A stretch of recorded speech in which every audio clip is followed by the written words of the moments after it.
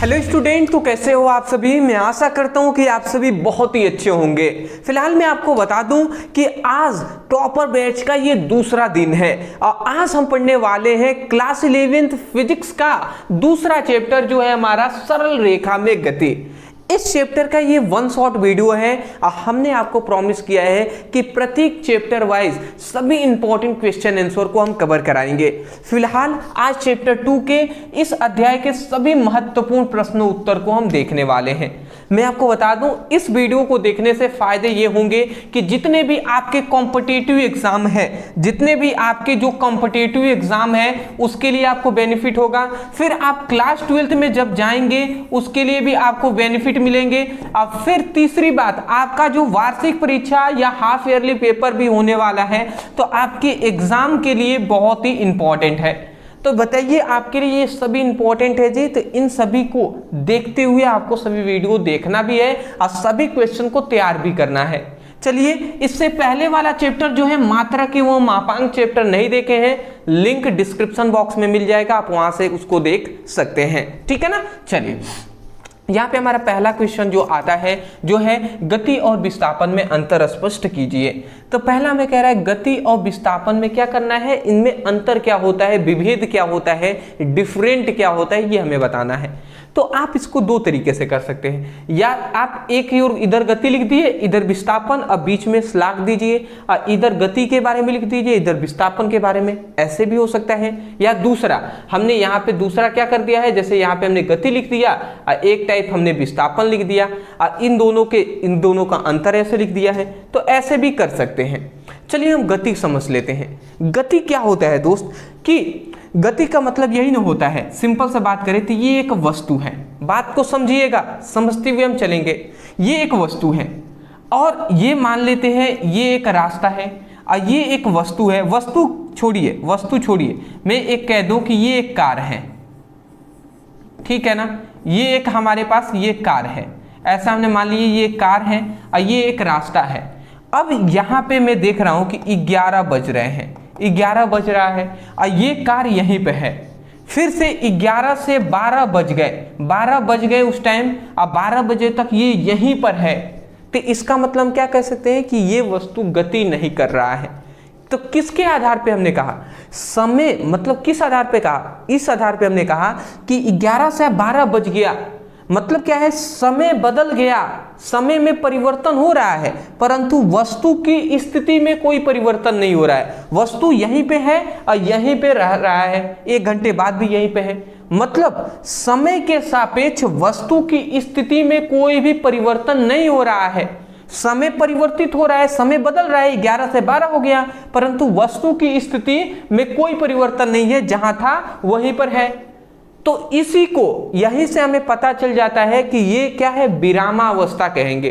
तो जब समय के सापेक्ष वस्तु की स्थिति में परिवर्तन न हो तो इसे हम क्या कहते हैं, विरामावस्था कहते हैं। ठीक है ना। विरामावस्था, ये क्या लिख दिया भैया,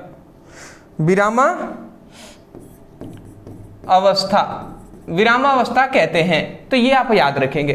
दूसरी बात मैं ये भी बता दूं आपको, तो विरामावस्था आप समझ ले। दूसरी बात ये है, यदि ये कार 11 बजे, मान लेते हैं सपोज दैट, यदि ये कार, विरामावस्था समझ के, यदि ये कार मान लेते हैं 10 बजे यहाँ पर थी और उसके बाद 1 घंटे बाद जब 11 बजा तो हम जब देखने गए तो ये कार अब यहाँ पे नहीं बल्कि ये वाली कार अब यहाँ पे आ गई है, यहाँ पे ये कार आ गई है।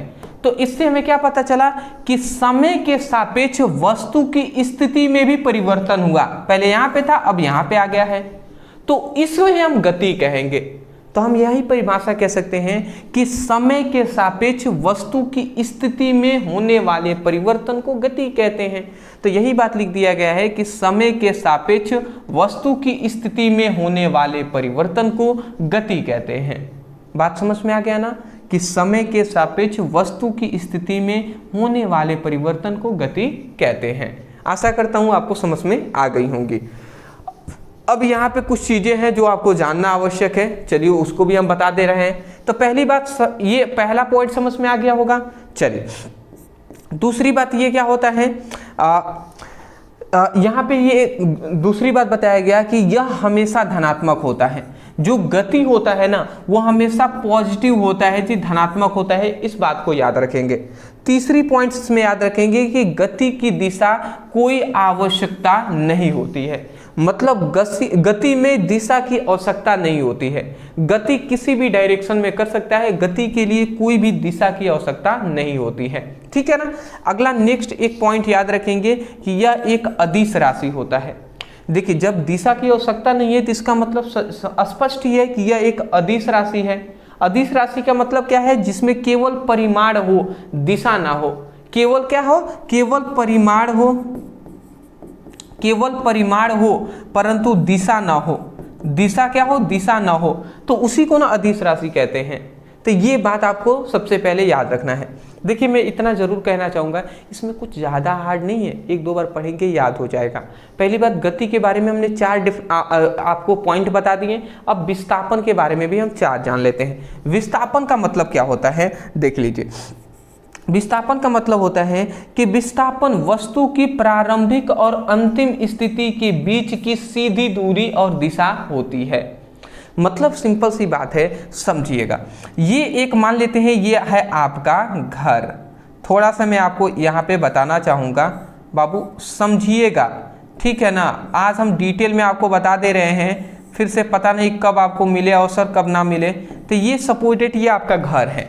ये क्या है दोस्त, ये आपका घर है। और यहाँ पे है आपका स्कूल, यहाँ पे है आपका स्कूल। ऐसे हमने मान लिया कि ये है आपका स्कूल, ठीक है ना। अब मैं आपको बता दूं कि आपके स्कूल में जाने के लिए, आपके स्कूल में जाने के लिए ये रोड है जी। यहाँ से इस तरीके से रोड गया हुआ है, यहाँ पर इस तरीके से, ठीक है ना। ये पतला सा मैं एक रोड बनाकर दिखा दे रहा हूँ। ये रोड गया है यहाँ पे। तो आप जब स्कूल से निकलेंगे, मान लेते हैं साइकिल आपने उठाया और यहाँ से आपने चलना स्टार्ट किया, तो इस तरीके से आएंगे, इस तरीके से जाएंगे, इस तरीके से जाकर यहाँ पे जब पहुँचेंगे तो इसको हम क्या कहेंगे, जब यहाँ से यहाँ तक पहुँच जाएंगे तो इसको हम कहते हैं दूरी। मतलब दूरी अगर कोई पूछ दे कि दूरी किसे कहते हैं, तो आप कह सकते हैं कि वस्तु द्वारा तय की गई कुल दूरी, मतलब वस्तु द्वारा तय की गई जो पथ की लंबाई है। पथ मतलब क्या है, ये जो रास्ता है,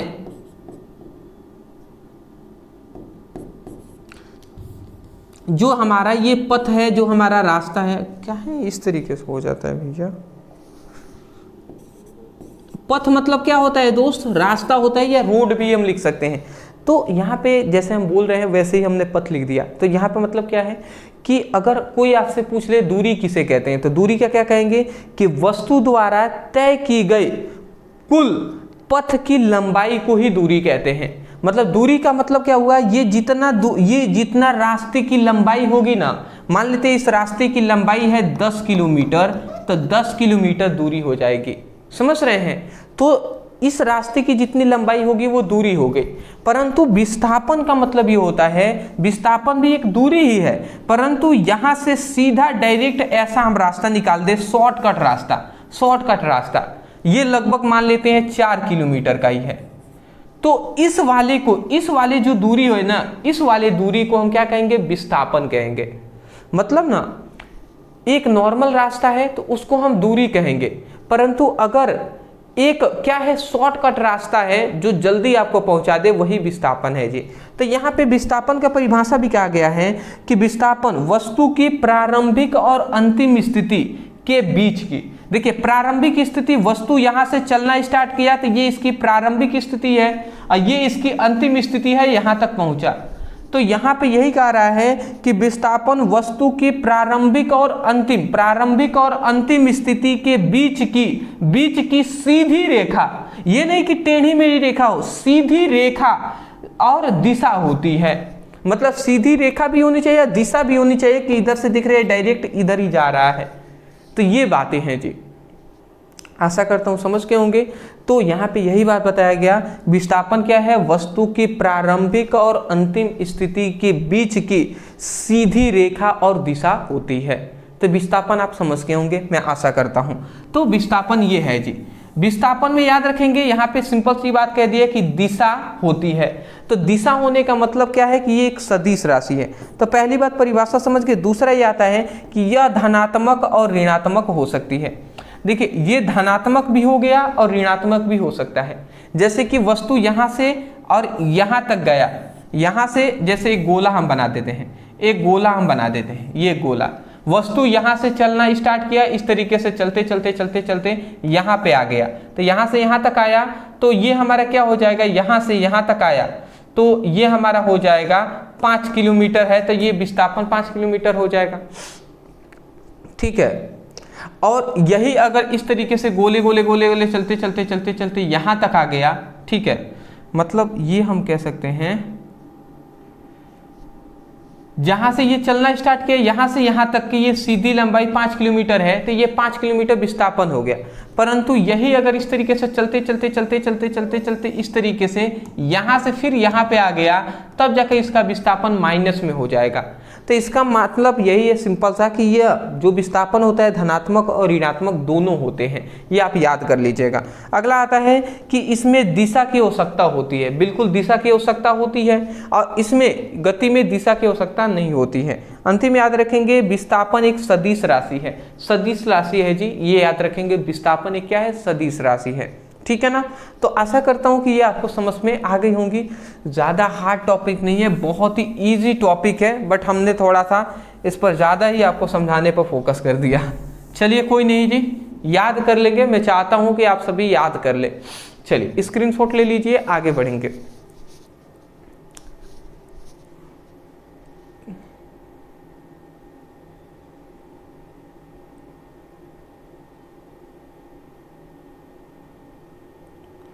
जस्ट अ सेकेंड। ठीक है, कुछ ज़्यादा समझा दिएगा हमने। चलिए आगे देखते हैं।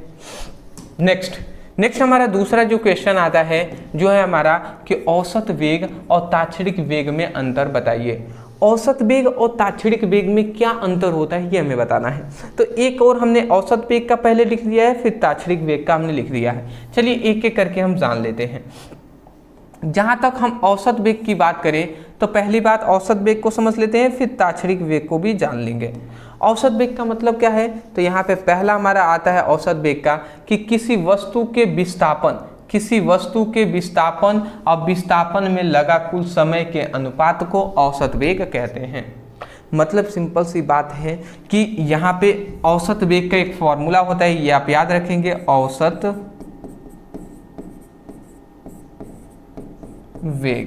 औसत वेग बराबर होता है कुल विस्थापन बटे कुल समय, मतलब विस्थापन होने में लगा कुल समय।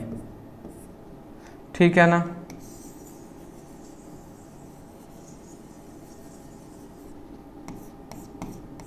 चलिए तो ये आप देख लिए होंगे।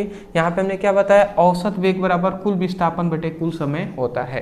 तो यहाँ पे यही बात बताया गया किसी वस्तु के विस्थापन और विस्थापन में लगा कुल समय, किसी वस्तु द्वारा किया गया कुल विस्थापन और विस्थापन में लगा कुल समय के अनुपात को ही हम क्या कहते हैं, औसत वेग कहते हैं। आशा करता हूँ समझ गए होंगे।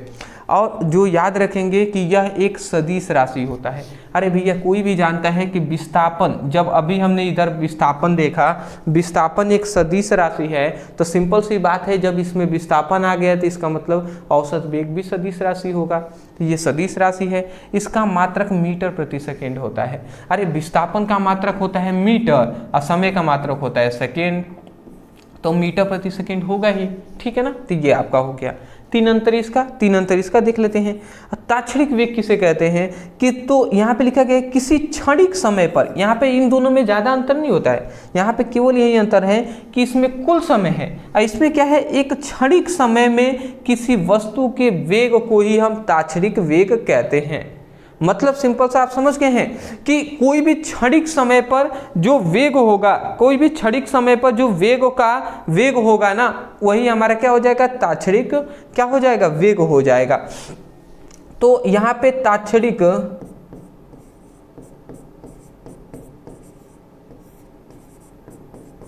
ताक्षणिक वेग बराबर होता है विस्थापन बटे क्षणिक समय। क्षणिक समय मतलब समझ रहे हैं ना, एक शॉर्ट टाइम जी, बहुत ही क्षण समय में, ठीक है ना, बहुत ही सूक्ष्म समय हो, उसमें जो क्या होती है, जितना विस्थापन हो जाता है उसी को हम क्या कहते हैं, उसी को हम ताक्षणिक वेग कहते हैं, ठीक है ना। ये आप याद रखेंगे। तो ये इसका फॉर्मूला है जी, ये आप याद रखेंगे। उसके बाद आता है कि देखिए इसमें भी वेग, जब विस्थापन आ गया तो इसका मतलब ये भी एक सदिश राशि होता है, इसका मात्रा क्या होता है, मीटर प्रति सेकेंड होता है। तो ये आप याद रखेंगे। इसमें ज़्यादा दोनों में कोई अंतर नहीं है, केवल इनमें दोनों में अंतर यही है कि इसमें कुल समय हम लेते हैं, मतलब कितना भी समय में कितना विस्थापन हुआ है। इसमें क्या है कि एक क्षणिक समय में, एक निश्चित समय में कितना विस्थापन हो रहा है, उसी को हम क्या कहते हैं, ताक्षणिक वेग कहते हैं, ठीक है। चलिए स्क्रीनशॉट, इंपॉर्टेंट टॉपिक है दोस्त, ठीक है ना, ये सब इंपॉर्टेंट टॉपिक हैं आपके बोर्ड एग्जाम के लिए। अगला हमारा आता है तीसरा हमारा क्वेश्चन है कि त्वरण किसे कहते हैं, परिभाषित कीजिए। अब त्वरण क्या होता है ये हमें जानना है। एक्सेलरेशन क्या होता है, त्वरण, तो त्वरण यहाँ पे हमने लिख दिया है। त्वरण किसे कहते हैं जी, तो किसी व्यक्ति या वस्तु के वेग में परिवर्तन के दर को त्वरण कहते हैं। मतलब क्या है कि कोई भी व्यक्ति है या वस्तु के वेग में परिवर्तन में लगा जो समय होता है उसी को हम त्वरण कहते हैं। तो त्वरण बराबर क्या होता है, त्वरण का एक फॉर्मूला होता है, मैं यहां पे लिख दे रहा हूं, त्वरण बराबर क्या होता है, त्वरण बराबर वेग में परिवर्तन बटे क्या, वेग में परिवर्तन बटे लगा समय, मतलब कुल समय।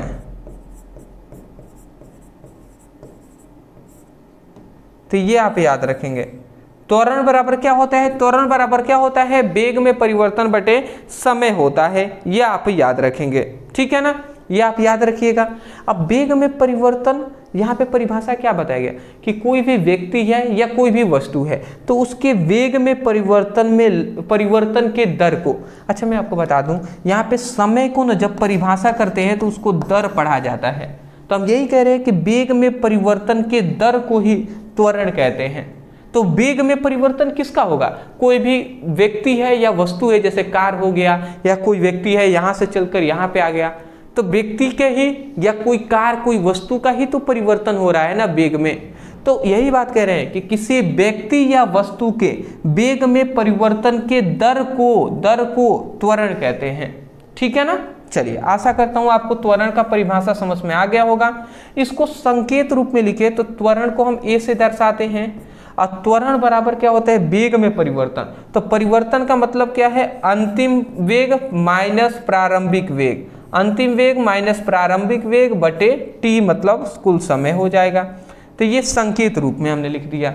यहाँ पे भी क्या है, अंतिम वेग है, यू क्या है, प्रारंभिक वेग है, टी समय है। अगला आता है, इसका मात्रक क्या रखेंगे, मीटर प्रति सेकेंड स्क्वायर होता है, ठीक है ना, क्योंकि वेग बराबर क्या होता है, विस्थापन बटे समय, ठीक है। तो मीटर प्रति सेकेंड वेग का होता है, और दो समय है यहाँ पे, तो मीटर प्रति सेकेंड स्क्वायर हो जाएगा।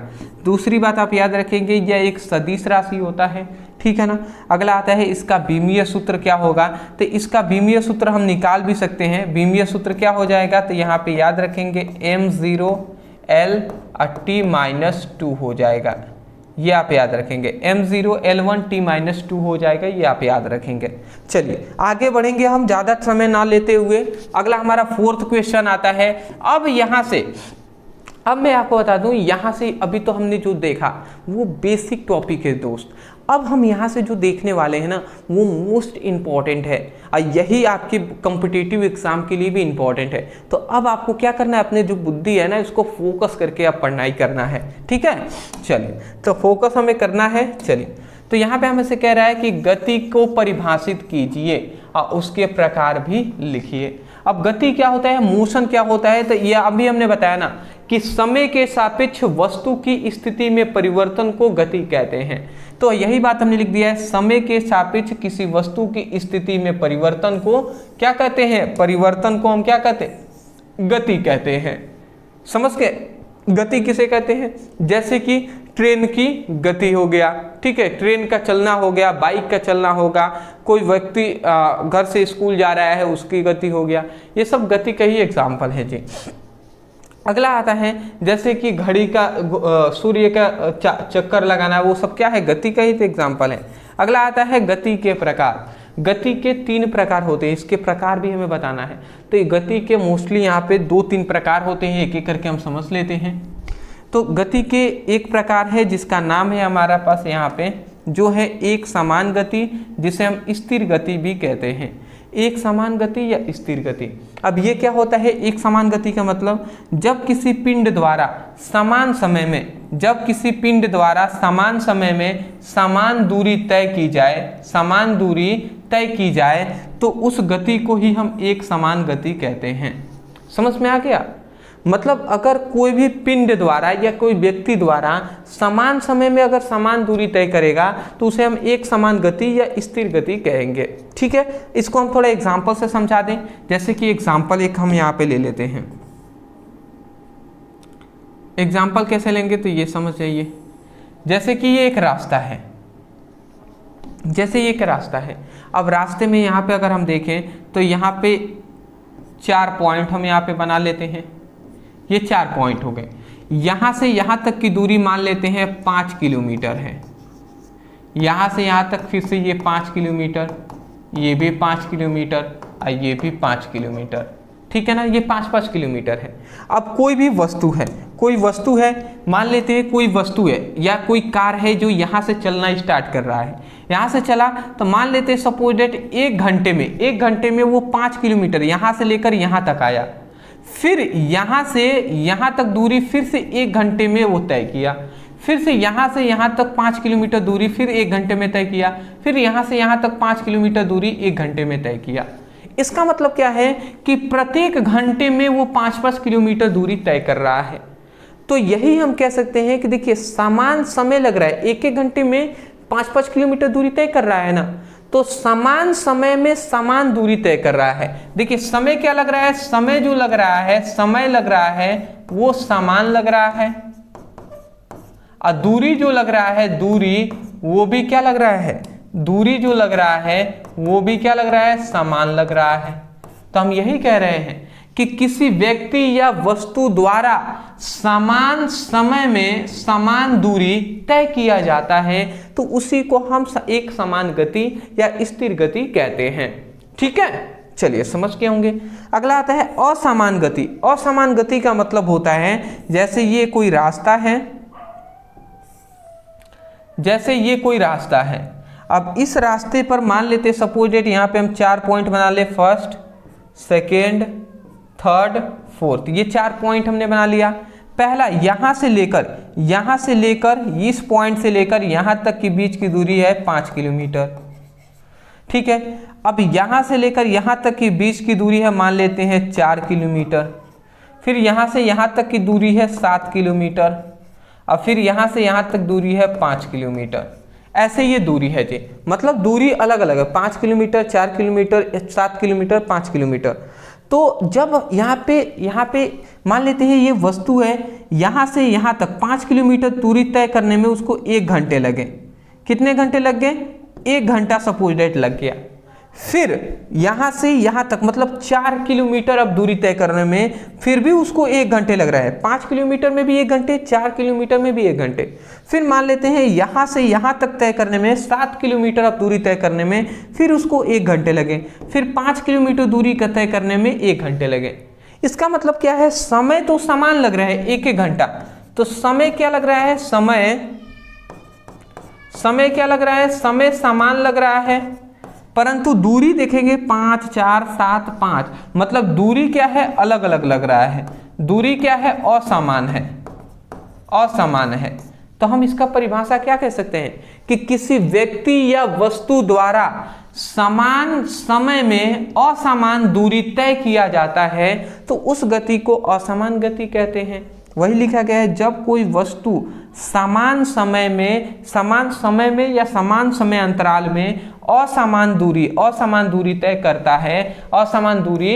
करता है तो उस गति को असमान गति कहते हैं। अगला आता है सापेक्ष गति। सापेक्ष गति का मतलब क्या होता है कि जब कोई वस्तु की गति अन्य वस्तु के सापेक्ष मापी जाती है तो उसकी गति ही क्या कहलाता है, सापेक्ष गति कहलाता है। सापेक्ष गति का मतलब जब कोई भी वस्तु की गति, कोई वस्तु की गति दूसरे वस्तु के सापेक्ष मापा जाता है, मतलब दूसरे वस्तु से तुलना करके मापा जाता है, तो उसी को हम क्या कहेंगे, सापेक्ष गति कहेंगे। जैसे मान लेते हैं आप एक रेलगाड़ी में हैं, बैठे हुए हैं और रेलगाड़ी चल रही है, तब तक एक दूसरी रेलगाड़ी इधर से पास किया, तो पहले रेलगाड़ी में जो बैठा व्यक्ति है वो दूसरे रेलगाड़ी में बैठे व्यक्ति को देखता है, तो एक वस्तु के सापेक्ष दूसरी वस्तु, एक वस्तु का जो गति है दूसरे वस्तु की गति की जो तुलना किया जाता है उसी को सापेक्ष गति कहते हैं। तो वही लिखा गया है, जब कोई एक वस्तु की गति अन्य वस्तु के सापेक्ष मापी जाए तो उस गति को हम सापेक्ष गति कहेंगे। जैसे एक रेलगाड़ी से दूसरे रेलगाड़ी में बैठे व्यक्ति की गति, एक रेलगाड़ी से दूसरे रेलगाड़ी में जो व्यक्ति बैठा हुआ है उसकी जो गति कहलाएगी वो सापेक्ष गति ही होगा। तो ये था हमारा चौथा इस चैप्टर का इंपॉर्टेंट टॉपिक। मैं आशा करता हूँ मज़ा आ रहा होगा दोस्त, मज़ा आ रहा होगा। अदरवाइज बहुत ही मेहनत लगता है, तब जाकर ये अच्छे तरीके से प्रेजेंटेशन आपको बनाकर पीपीटी बनाकर फिर आपको यहाँ पे स्टडी कराया जाता है। फिलहाल कुछ दिनों से क्लासेस नहीं आ रही थी, मैं जानता हूँ क्लास 11th का, बट कोई नहीं जी, मैं पूरी कोशिश कर रहा हूँ और पूरी कोशिश आगे अब करूँगा कि और भी जो टॉपर बैच हमने स्टार्ट किया है फिजिक्स केमिस्ट्री में, जिसमें हम 1 शॉट वीडियो के माध्यम से आपको सभी इंपॉर्टेंट क्वेश्चन आंसर करा रहे हैं कवर, उसको हम अच्छे तरीके से करा सकें। इसके साथ साथ जो इंपॉर्टेंट न्यूमेरिकल है उसको भी हम करा सकें। इसके साथ साथ जो भी इंपॉर्टेंट PYQ है, प्रीवियस ईयर क्वेश्चन पेपर, उसको भी सॉल्व करा सकें। हम आपको बता सकें कैसे आप स्टडी करके एक अच्छा रणनीति के तहत अपनी बोर्ड एग्जाम की तैयारी कर सकते हैं। ये सब हम कराने वाले हैं, आप परेशान नहीं होंगे। हम इंपॉर्टेंट आपको न्यूमेरिकल भी कराएंगे। तो ये 4 हो गए, पहले स्क्रीनशॉट ले लीजिए। चलिए, अच्छा अभी तक हमने एक न्यूमेरिकल नहीं देखा दोस्त, चलिए एक न्यूमेरिकल हम देख लेते हैं, ठीक है ना। चलिए एक न्यूमेरिकल देखते हैं, ठीक है। चलिए अगला हमारा 7वां क्वेश्चन, चौथे के बाद 7वां क्वेश्चन एक न्यूमेरिकल हम ले लेते हैं कि एक वाहन 10 सेकेंड में 50 मीटर चलता है, तो इसका औसत वेग बताइए। ये मैं आपके ऊपर बता रहा हूँ, आप इसको थोड़ा सा ट्राई कीजिए, बन पाएगा आपसे। सिंपल सा है, बहुत ही सिंपल है। देखिए कोशिश कर लिए होंगे तो अच्छी बात है। अब आंसर मिला लीजिए। एक वस्तु, यहाँ पे समय का मान दिया है, सबसे पहली बात समय का मान दिया है 10 सेकेंड। यहाँ पे 50 मीटर दूरी चलता है, मतलब विस्थापन दे दिया है। विस्थापन मतलब S का मान दे दिया है वो 50 मीटर, ठीक है ना। और यहाँ पे औसत वेग हमसे पूछा जा रहा है। औसत वेग हमसे पूछा जा रहा है। औसत वेग बराबर होता है कुल विस्थापन बटे कुल समय।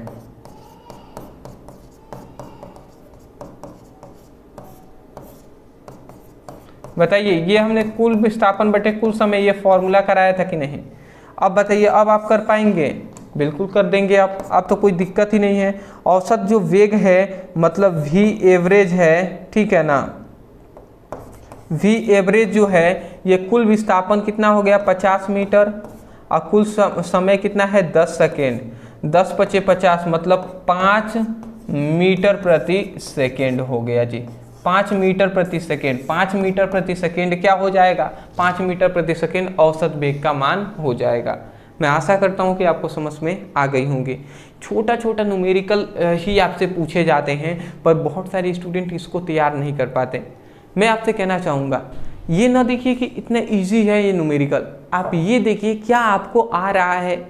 यदि नहीं आ रहा है तो आप ये समझिए वो क्वेश्चन हार्ड ही हैं। इसलिए तो मैं कह रहा हूँ कि आप थोड़ा सा प्रैक्टिस करके आइए, प्रैक्टिस पहले कर लीजिए, फिर हम आपको क्वेश्चन सॉल्व करा रहे हैं। चलिए न्यूमेरिकल देख लिए एक, और भी हम न्यूमेरिकल अभी कराएंगे दोस्त, परेशान नहीं होंगे, ठीक है ना। चलिए एक न्यूटन का हम नियम समझ लेते हैं, बहुत ही ज़्यादा इंपॉर्टेंट है। न्यूटन के गति का नियम, न्यूटन के गति के नियम को हमें लिखना है।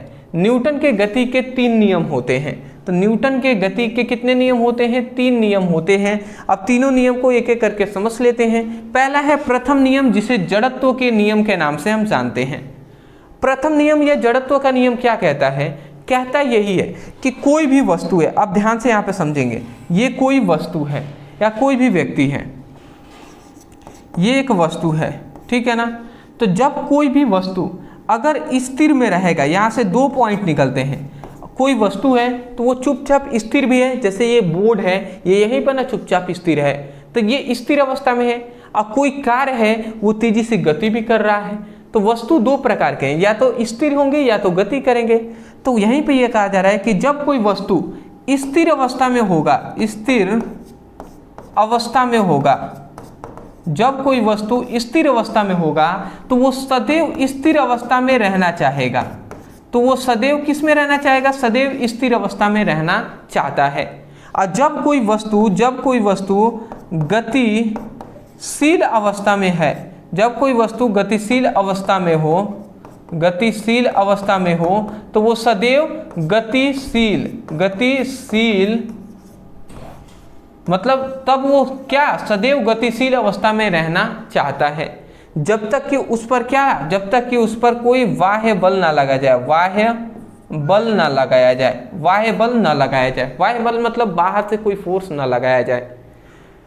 कुल मिलाकर ये कहने का मतलब है ना कि इस नियम में हमें यही बात बताया गया कि कोई भी वस्तु अगर वो स्थिर अवस्था में है तो वो स्थिर ही रहना चाहता है, और कोई वस्तु अगर गतिशील अवस्था में है तो वो गतिशील अवस्था में रहना चाहता है, जब तक कि उस पर कोई बाह्य बल न लगाया जाए। जैसे कि ये एक बोर्ड है, ये यहाँ पे स्थिर है, तो ये स्थिर ही रहेगा जब तक कि हम इसको बाहर से फोर्स लगाकर, मान लेते इसको उठाकर निकालने लगे, ठीक है। तो निकालेंगे तो जाहिर सी बात है इसकी गति बदलेगी, गति मतलब इसकी स्थिति में परिवर्तन होगा। परंतु जब स्थिर है तो स्थिर ही रहना चाहेगा, और गतिशील है तो गतिशील ही रहना चाहेगा। क्यों ऐसा? कि स्थिर का तो समझ लिए, जैसे आप एक ट्रेन में बैठे हुए हैं और ट्रेन गति कर रहा है, अचानक से ट्रेन रुका तो आप तुरंत आगे की ओर झुक जाएंगे इस तरीके से। ऐसा क्यों हुआ? क्यों? अभी आपने सोचा है? इसलिए क्योंकि ट्रेन जब गति कर रहा था तो आपका शरीर भी उस टाइम में गति कर रहा था, परंतु मतलब ट्रेन जब गति कर रहा था, ठीक है, तो आपका शरीर भी तो उस ट्रेन के हिसाब से गति कर रहा था, परंतु अचानक से जब ट्रेन रुका तो आपका जो शरीर है वो गति करना चाह रहा है, परंतु तुरंत ट्रेन रुक गई। तो उसी लिए ट्रेन रुकने के कारण ही आप आगे झुक गए। क्यों आगे झुक गए? क्योंकि आपका शरीर गति करना चाहता है। जैसे अचानक से मान लेते हैं कभी आप बाइक पे बैठे होंगे, बाइक रुकी हुई है, आप बैठ गए, उसके बाद अचानक से तुरंत बाइक को आगे बढ़ाने पर पीछे की ओर इससे झुक जाते हैं। पीछे इस तरीके से आप देखे होंगे, इस तरीके से थोड़ा झुक जाते हैं लोग पीछे की ओर। ऐसा इसलिए होता है क्योंकि आप चाहता था, आपका गाड़ी जब रुका हुआ था, स्थिर था, तो वो चाहता था कि हम स्थिर ही रहें, आपका शरीर भी, परंतु अचानक से वो गति हुआ, इसी की वजह से आप पीछे की ओर झुक गए। तो यही बात है कि जब कोई वस्तु स्थिर अवस्था में है तो वो स्थिर अवस्था में रहना चाहता है, और गतिशील अवस्था में है तो गतिशील अवस्था में रहना चाहता है, जब तक कि उस पर कोई बाह्य बल ना लगाया जाए, बाहर से कोई फोर्स ना लगाया जाए। यही बात लिखा गया है, देखिए नियम में। इस नियम के अनुसार जब कोई पदार्थ स्थिर अवस्था में है तो वह सदैव स्थिर अवस्था में रहना चाहता है, और जब कोई पदार्थ गतिशील अवस्था में है तो वह गतिशील अवस्था में रहना चाहता है, जब तक कि उस पर कोई बाह्य बल न लगाया जाए। समझ गए होंगे आप? एग्जाम्पल हमने यहाँ पे दे दिया, रेलगाड़ी के अचानक रुकने पर आगे की ओर झुक जाना। रेलगाड़ी पर अचानक रुकने से आगे की ओर झुक जाना, ये इसका हो जाएगा जी। चलिए, आशा करते हो इसके बहुत सारे एग्जाम्पल। एक सिक्का का एग्जाम्पल है कि एक ग्लास आपने रख दिया है, एक ग्लास इस तरीके से है, एक ग्लास है इस तरीके से, और इस ग्लास के ऊपर आपने एक परत, एक इस तरीके से एक पट्टी रख दिया। एक ग्लास है ये, और ग्लास के ऊपर इस तरीके का आपने एक पट्टी रख दिया, और इस पट्टी के ऊपर आपने एक सिक्का रख दिया। आपने इसमें पानी इस ग्लास में भरा हुआ है। अब जैसे ही मान लेते हैं ग्लास के ऊपर एक, मान लेते हैं कोई ढकने वाला है, और उसके ऊपर आपने सिक्का रख दिया। अब हम अचानक से क्या करते हैं, इसको खींचते हैं। तुरंत खींचेंगे तो ये सिक्का क्या होता है, इसमें गिर जाता है, इस पानी में गिर जाता है। जबकि इसको सिक्के को इस पर जब है, इस प्लेट पर, या हम ये कह सकते हैं एक ढका हुआ जो है उस पर है, तो जब ये नीचे वाले को हटाया गया तो सिक्का भी तो इसी पर था ना, तो इसको भी हट जाना चाहिए, बट ऐसा इसलिए नहीं हुआ क्योंकि ये स्थिर ही रहना चाहता था, इसीलिए ये सिक्का पानी में गिर जाता है। बहुत सारे एग्जाम्पल है, फिलहाल इतना ही याद रखेंगे काफ़ी है जी। तो ये था हमारा क्या, न्यूटन के गति का प्रथम नियम, जो कि मैं आशा करता हूं कि आपको समझ में आ गई होंगी। ठीक है ना। चलिए द्वितीय नियम समझ लेते हैं। द्वितीय नियम क्या है दोस्त? द्वितीय नियम हमारे यह कहता है कि किसी वस्तु के संवेग में परिवर्तन की दर उस वस्तु पर लगाए गए बल के समानुपाती होता है। सिंपल सा कहे ना, तो द्वितीय नियम दिया गया, इस नियम से हम बल का फॉर्मूला पता करते हैं, जो है बल बराबर क्या होता है, द्रव्यमान गुणे त्वरण। यही फॉर्मूले को प्रूफ करना है, ठीक है ना। यही फॉर्मूला द्वितीय समीकरण से हमें मिला। अब कैसे मिला समझिएगा। मान लेते हैं सपोज डेट दो वस्तु हैं, सपोज डेट दो वस्तु हैं, एक ये वस्तु है और एक ये वस्तु है। अब देखिए दोनों, ये जो दोनों वस्तु है, ये एक ए वस्तु है और एक दूसरा ये पिंड है या वस्तु है बी। अब ए का द्रव्यमान भी m है और बी का भी द्रव्यमान m है, मतलब दोनों का वजन इक्वल ही है। मान लेते हैं ये 5 किलो का है तो ये भी 5 ही किलो का है। तो जो ए और बी दोनों पिंड है ये 5-5 किलो के हैं, मतलब द्रव्यमान m है। परंतु इनका वेग, इसका वेग अलग है, इसका वेग अलग है। इसका वेग मान लेते हैं v1 है और इसका वेग है मान लेते हैं v2 है। ठीक है ना, ऐसे हमने मान लिया। तो यहाँ पे हम दो चीजें लिखते हैं। यहाँ पे हम क्या लिखेंगे कि जो ए पिंड है तब क्या हो जाएगा, ए पिंड का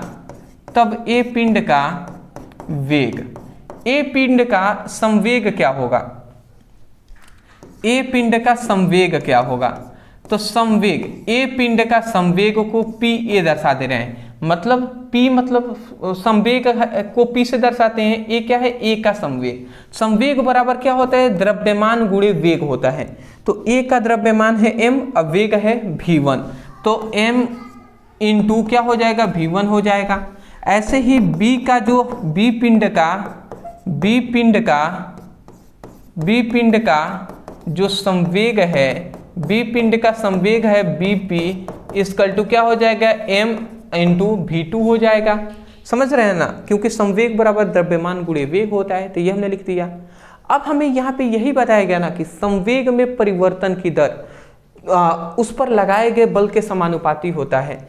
तो यहाँ से हमें यही एक फॉर्मूला मिला कि ये जो संवेग है, तो संवेग में परिवर्तन की दर मतलब v2 minus m v1 by T. ठीक है ना, ये संवेग में परिवर्तन हो गया। देखिए ए वाली संवेग वेग से बी वाले संवेग को घटाएंगे तो इसे परिवर्तन हो गया। तो संवेग में परिवर्तन, और समय को दर कहते हैं, तो संवेग में परिवर्तन की दर उस वस्तु, इन वस्तुओं पर लगाए गए बल के क्या होता है, समानुपाती होता है। यही नियम उन्होंने वैज्ञानिकों ने दिया था, यही नियम न्यूटन ने यही नियम दिया था, यही समीकरण से द्वितीय नियम दिया था। क्या उन्होंने दिया था कि संवेग में परिवर्तन के दर उस वस्तु पर लगाए गए बल के समानुपाती होता है। ठीक है ना, ये हमने दिया था। अब यही बात हमने लिखा है कि किसी वस्तु के संवेग में परिवर्तन की दर उस वस्तु पर लगाए गए बल के समानुपाती होता है। अब इसको हम थोड़ा सा आगे बढ़ा लें तो ये हमारा F हो जाएगा और ये F समानुपाती।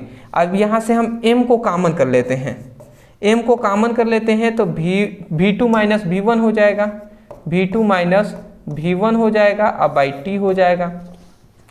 अब यहाँ पे हम देख सकते हैं, यहाँ पे हम क्या देख सकते हैं समझिएगा। यहाँ पे F है तो हमने F यहाँ पे लिख दिया, यहाँ पे द्रव्यमान है तो हमने M लिख दिया। ठीक है ना। अच्छा यहाँ पे समानुपाती का चिन्ह है ना, तो यहाँ पे भी हम समानुपाती लगा देते हैं। ये द्रव्यमान हो गया। अब समझिएगा ऊपर क्या है, V2 माइनस V1 है, मतलब V को वेग है, तो वेग में परिवर्तन का दर है, नीचे वेग में परिवर्तन का दर ही तो लिखा गया है ना। तो वेग में परिवर्तन के दर को त्वरण कहते हैं, तो वेग में परिवर्तन के दर को त्वरण कहते हैं। त्वरण के लिए ए हमने लिख दिया। तो यहाँ पे F ये समानुपाती का चिन्ह हटता है, इक्वल का चिन्ह आता है, तो यहाँ पे एक के नियतांक आता है और यहाँ पे M इंटू ए है, तो ये हमने लिख दिया। चूंकि न्यूटन नामक वैज्ञानिक ने यहाँ पे के एक नियतांक है और इसका मान उन्होंने 1 दे दिया, न्यूटन नामक वैज्ञानिक ने। तो जैसे ही 1 उन्होंने दिया ना, तो तो यहाँ पे एक फॉर्मूला मिल गया, F इक्वल टू 1 इसमें गुणा होगा तो m इंटू ए ही तो हो जाएगा। तो यहाँ से हमें बल का फॉर्मूला मिल गया ये कि बल बराबर द्रव्यमान गुणे त्वरण। तो ये हमारा यहाँ पे प्रूव भी हो गया।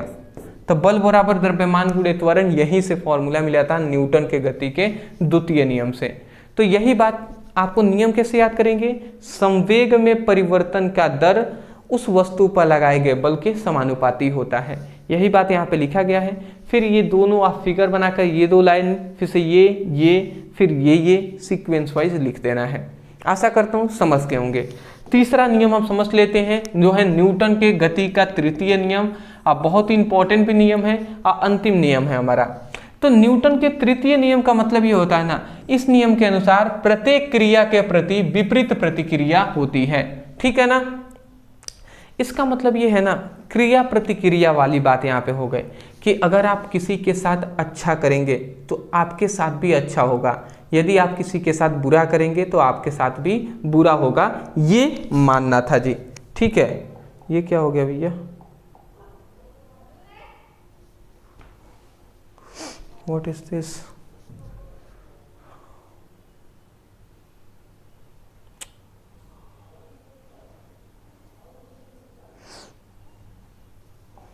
चलिए, तृतीय नियम तो अब तो वो तो डिलीट हो गया, क्या कर सकते हैं भैया। तृतीय नियम यहाँ पे लिख लीजिएगा, तृतीय नियम।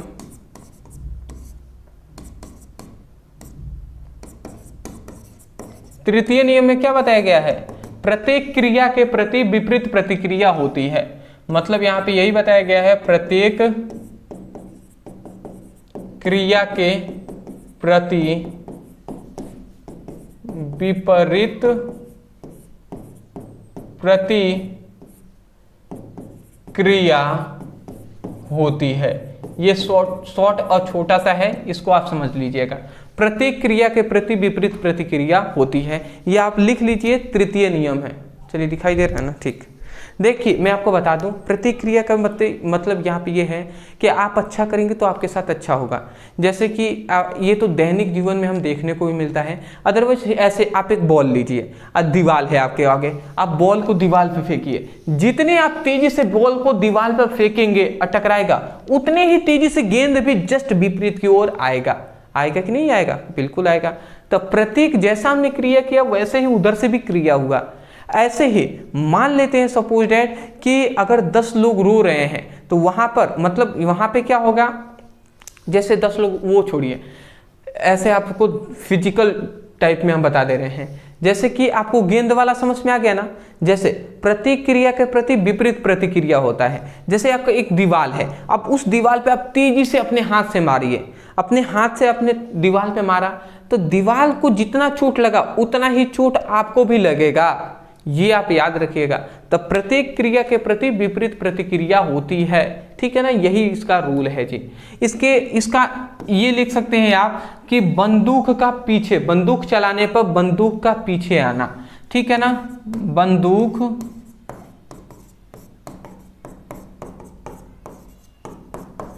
पीछे आना, रॉकेट नोदन। ठीक है ना, ये आप याद रखेंगे। बंदूक का पीछे है ना, बंदूक आप चलाएंगे ना तो देखिएगा, इसको यहाँ पे बंदूक के पिछले साइड को यहाँ पे रखा जाता है, इस तरीके से चलाया जाता है। इससे ये हो कि जैसे बंदूक से हमने फायर किया, गोली आगे गई, उतने जितनी तेजी से वो आगे गए उतने ही तेजी से आपका बंदूक भी पीछे आपको लगेगा।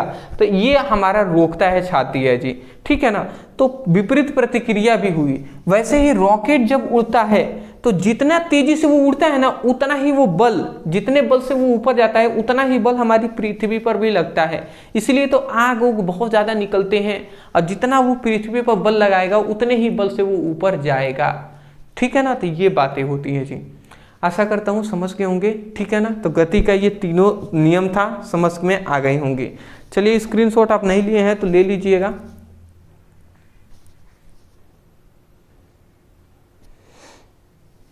चलिए, अब फटाफट हम आगे बढ़ लेते हैं। चलिए, एक न्यूमेरिकल देख लेते हैं।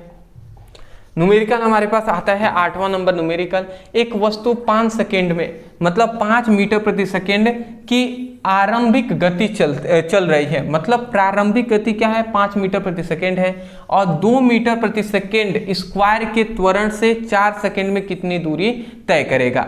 मतलब यहाँ पे हमसे 4 सेकेंड में पूछा जा रहा है कि दूरी कितना तय करेगा, ये हमसे पूछा जा रहा है। ठीक है, और यहाँ पे हमें 2 चीजें दिया गया है। सबसे पहली बात, एक हमारा समय दे दिया है। देखिए क्या क्या दिया गया है। सबसे पहली बात क्या है, तो देखिए आप समझेंगे तो यहाँ पे एक वस्तु 5 मीटर प्रति सेकेंड की आरंभ गति से चलता है। आरंभ मतलब शुरुआती गति है, ठीक है ना।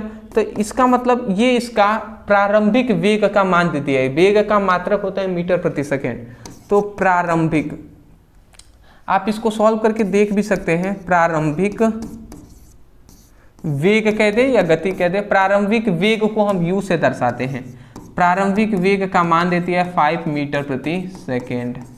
उसके बाद कह रहा है कि 2 मीटर प्रति सेकेंड स्क्वायर की त्वरण से मतलब ये त्वरण का मान दिया है, क्योंकि त्वरण का मात्रक होता है मीटर प्रति सेकेंड स्क्वायर।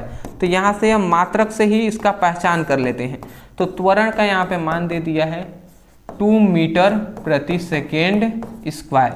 4 सेकेंड में कितनी दूरी तय करेगा। यहाँ पे समय का भी मान दे दिया है, समय t का मान दे दिया है 4 सेकेंड। अब हमसे पूछा जा रहा है कितनी दूरी तय करेगा, मतलब डिस्टेंस हमसे पूछा जा रहा है कितनी दूरी तय करेगा। दूरी हमसे पूछा जा रहा है। दूरी के जगह पर आपको विस्थापन भी कह सकता है, ठीक है ना, विस्थापन भी कह सकता है।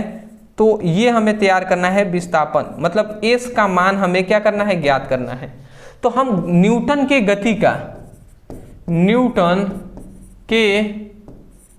का द्वितीय नियम अभी हमने पढ़ा है। द्वितीय नियम छोड़िए, न्यूटन के गति का समीकरण अभी हमने पढ़ा नहीं है। न्यूटन के गति का समीकरण, न्यूटन के गति का समीकरण होता है, न्यूटन के गति का द्वितीय समीकरण होता है। वो क्या होता है द्वितीय समीकरण, याद रखेंगे, s = ut + ½ at स्क्वायर। ये एक समीकरण होता है न्यूटन के गति का द्वितीय समीकरण, ठीक है ना। अब इसमें हमें दूरी ज्ञात करना है, क्वेश्चन में कहा है, तो यही हमारा दूरी है जी, ठीक है ना, s। ये प्रारंभिक स्थिति दे ही दिया है, समय का मान यहाँ पे दे दिया है। देखिए a का मान हमें यहाँ से मिल जाएगा, t फिर से यहाँ से रख देंगे, सॉल्व करेंगे, हमारा दूरी निकल जाएगा। चलिए हम कर देते हैं इसको सॉल्व। तो ये आपको पता होना चाहिए, s = u का मान कितना दिया है 5, और ये समय का मान दिया है 4 + ½ a का मान दिया है हमारे पास 2, तो यहाँ पे हम गुणे 2 लिख देते हैं। फिर समय का मान दिया है 4, तो 4 का होल स्क्वायर मतलब 4 चौको 16 हो जाएगा। चलिए देख लेते हैं, 4 × 5 = 20, s = 4 × 5 = 20 हो जाएगा, और 20 हो जाएगा। फिर से ये 1/2 हो गया, फिर ये 2 हो गया, और 4 चौको 16 हो गया, ठीक है ना। इस 2 से ये 2 कैंसिल हो गया। अब ये 20 से कम में 20, मतलब s का मान ये 20 हो गया, और ½ at स्क्वायर प्लस, अच्छा ये कैसे थी भैया, देखिए 4 × 5 = 20, और फिर प्लस होना चाहिए ना, 20 प्लस यहाँ पे होना चाहिए। देखिए ये थोड़ा सा हमने मिस्टेक किया हुआ है, 20 के बाद यहाँ पे प्लस होना चाहिए, ठीक है ना। तो ये 20 और प्लस लिखना चाहिए था। 4 × 5 = 20, फिर प्लस, फिर ½ फिर 2, और 4 चौको 16, 2 से 2 कैंसिल हो गया, तो यहाँ पे 20 और प्लस ये 16, तो 20 16 कितना हो जाएंगे 36। तो ये 36 मीटर क्या हो जाएंगे, 36 मीटर क्या हो जाएंगे, हमारा दूरी हो जाएगा। यही तो हमें पूछा गया 4 सेकंड में कितनी दूरी तय करेगा। तो यदि कोई वस्तु इतने वेग से गति कर रहा है, उसका त्वरण इतना है, तो वो 4 सेकंड में 36 मीटर दूरी तय कर लेगा। स्क्रीनशॉट ले लीजिए, परेशान नहीं होंगे, हम न्यूमेरिकल आपको देंगे। चलिए एक हमारा और टॉपिक बच जा रहा है, इसको हम देख ले क्या। देखिए हालांकि समय तो कम है, बट चलिए फटाफट इसको भी देख लेते हैं।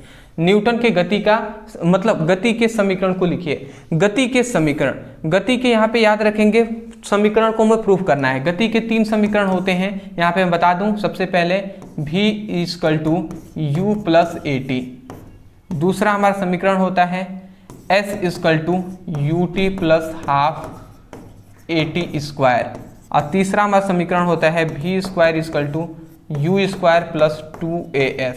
ये तीनों हमें समीकरण है, इसको याद रखेंगे। V क्या है? अंतिम वेग, U प्रारंभिक वेग, A क्या है? त्वरण है, T क्या है? समय है, S क्या है? विस्थापन है या दूरी हम कह सकते हैं, ठीक है ना। तो हमें इन तीनों का प्रूफ भी करना है कि ये तीनों समीकरण आए कैसे हैं, ये तीनों समीकरण जो हैं ये कैसे आए हैं प्रूफ करना है। तो गति के 3 समीकरण होते हैं। पहला समीकरण, प्रथम समीकरण हमें प्रूफ करना है, तो प्रथम समीकरण क्या है? प्रथम समीकरण है V equal to U plus AT, यही है ना जी प्रथम समीकरण, यही हमारा प्रथम समीकरण है। अब प्रथम समीकरण को हमें क्या करना है? इसको हमें प्रूफ करना है कि ये समीकरण कैसे आया है जी, ठीक है ना। तो चलिए हम इसको देख लेते हैं। चलिए तो हम इसके लिए हम एक फॉर्मूला लगाएंगे। क्या फॉर्मूला लगाएंगे वो हम देख लीजिए। हम एक फॉर्मूला लगाते हैं, चूंकि हम जानते हैं, हम यहाँ पे लिखेंगे, चूंकि यहाँ पे प्रूफ की जगह पे हम लिख रहे हैं, चूंकि हम जानते हैं, क्या जानते हैं जी? हम जानते हैं त्वरण। त्वरण बराबर क्या होता है? त्वरण बराबर होता है वेग में परिवर्तन बटे समय। वेग में परिवर्तन बटे समय होता है। अगर इसको संकेत रूप में लिखें तो त्वरण को हम ए लिख सकते हैं। अब वेग में परिवर्तन का मतलब क्या होता है? v माइनस यू होता है, मतलब अंतिम माइनस प्रारंभिक अब बटे समय t। यही ना हमने बताया था जी, अंतिम माइनस प्रारंभिक बाई टी, यही तो त्वरण का फॉर्मूला बताया था, ये हमने बता दिया। ये t इधर गुणा में है, सॉरी भाग में है, इधर आएगा तो गुणा कराएगा, गुणा कराएगा ना, तो यही हमारा इधर भाग में, इधर आएगा तो गुणा कराएगा, तो AT हो जाएगा। तो इधर क्या हो जाएगा? AT इक्वल टू क्या हो जाएगा? V माइनस यू हो जाएगा, V माइनस यू हो जाएंगे। अब समझिए कि ये माइनस यू इधर है, इधर आएगा तो प्लस यू हो जाएगा, तो AT प्लस यू हो जाएगा, और ये इधर भी बच गया। तो यही तो हमारा है, यही तो फॉर्मूला प्रूफ हो गया, V equal to U plus AT। इसी को सीधा करके भी हम लिख सकते हैं कि V equal to U plus AT, ठीक है ना। तो यही हमारा समीकरण प्रूफ हो गया, या तो यहाँ पे कहें या तो यहाँ पे देख लीजिए, V equal to U plus AT, V equal to U plus AT। तो ये हमारा प्रथम समीकरण प्रूफ हो गया।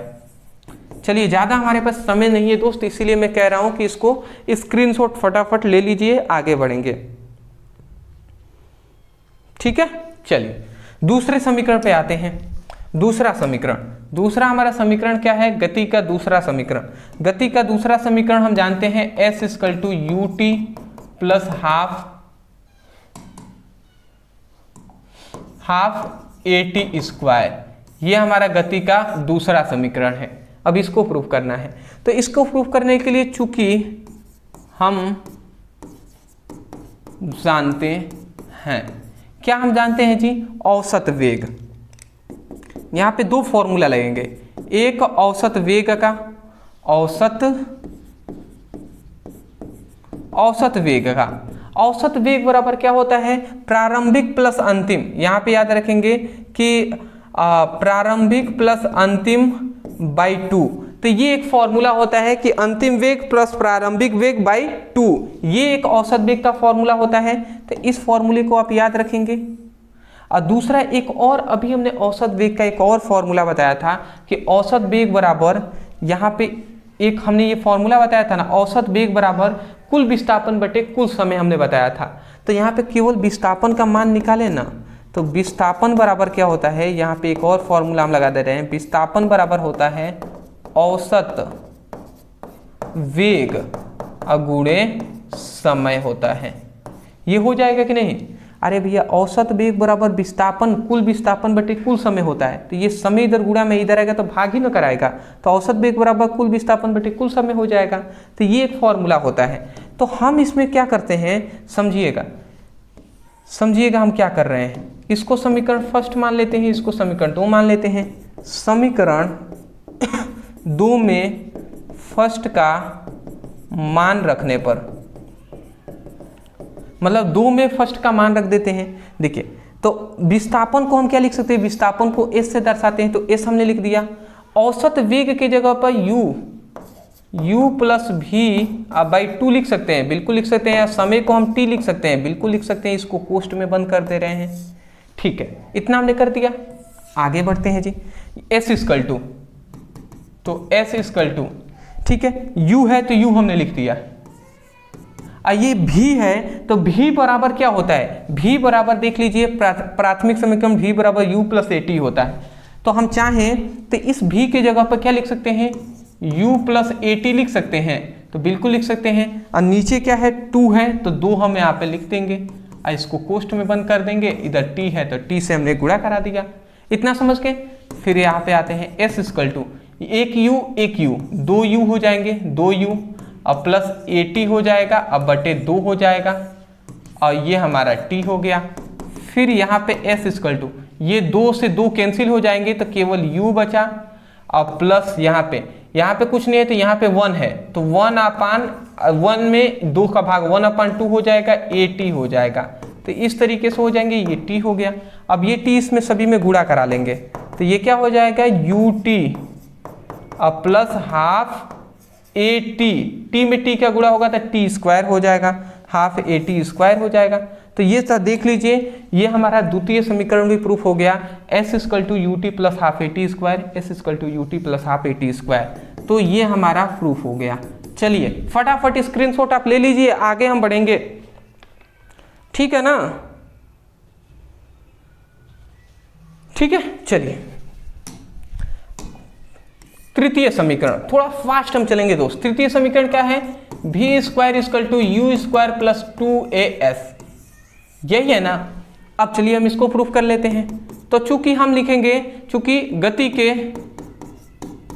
के प्रथम समीकरण से, गति का प्रथम समीकरण क्या है, गति का प्रथम समीकरण है v equal to u plus at, ये है जी गति का प्रथम समीकरण। अब हम क्या करेंगे, गति के प्रथम समीकरण को इसके हम यहाँ पे कर लेते हैं, इसके दोनों पक्षों का वर्ग करेंगे, दोनों पक्षों का वर्ग करने पर, अब दोनों पक्षों का वर्ग करके देख लेते हैं। तो पहले इसका वर्ग करेंगे तो ये v स्क्वायर हो जाएगा। अब इसका कर लेते u प्लस at है, और इसका वर्ग हमने कर दिया।